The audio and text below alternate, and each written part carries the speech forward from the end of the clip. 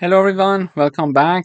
We would like to write a program that creates a tuple with 5 numbers, then find and print how many items are in the tuple.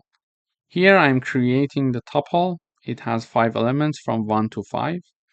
In order to count the length or the number of elements in this tuple, we can use the len function.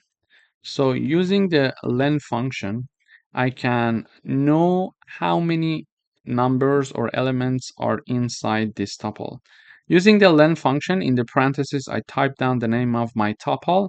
Then this is assigned to a variable called count, and count is being printed using the print function. So I'm showing the message the tuple contains, and then count, and then item. So when I run this code, it says the tuple contains 5 items.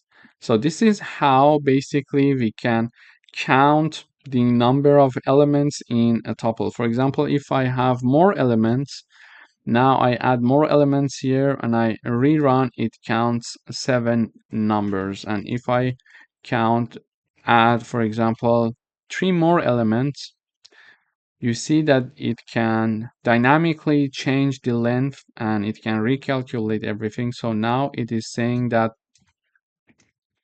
it has 5 elements or items, and this tuple is called number tuples, and we can change and modify the tuple in the first stage and add or remove anything in the line that we are creating and initializing the tuple. So when I add more elements to this tuple, we see that the length of the tuple has increased. And also if I remove, for example, some elements and I rerun, we see that we are having only 3 elements. And as you see here, there are only 3 elements in the tuple indeed.